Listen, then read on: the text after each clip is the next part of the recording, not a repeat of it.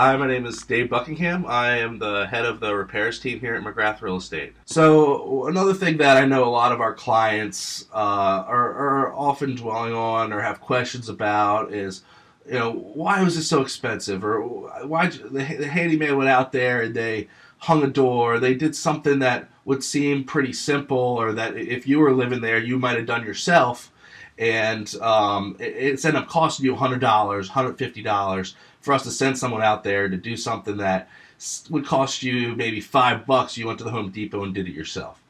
Well, there's a lot of expenses that the contractors themselves have.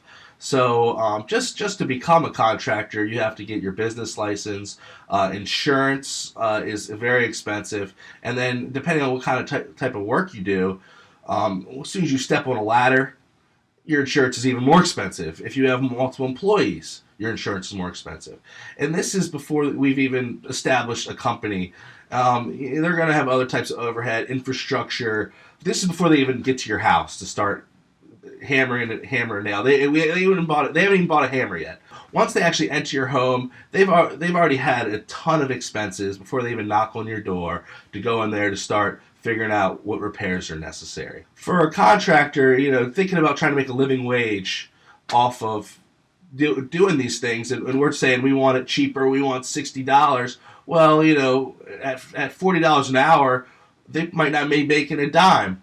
We have to understand where the prices are coming from, and that's why we're continuing to vet contractors, compare pricing, and always trying to improve our contractors as well from a pricing standpoint, quality of work. Another reason that we always try to use contractors for almost anything is there is some liability involved, and also workmanship. So even if there's minor repairs that you might say, well, why isn't the tenant doing that, or why isn't a McGrath employee going out there with a screwdriver and tightening that up or fixing that?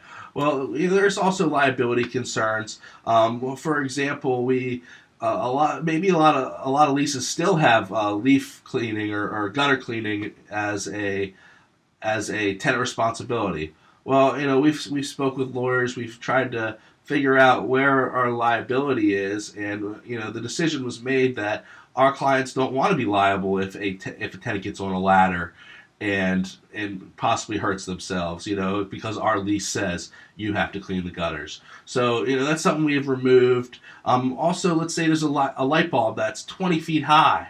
We also don't want your tenant climbing up on a ladder to try to change that light bulb. So those are expenses that seem like they would be simple things that a tenant should do. But when you're a landlord and there's liability involved, and you don't want to cross city lines or end up getting sued over something that is very that it seems like it should be an inexpensive thing, but in the end it could, if your tenant gets hurt or something bad happens, it could end up costing you a lot more money in the long run.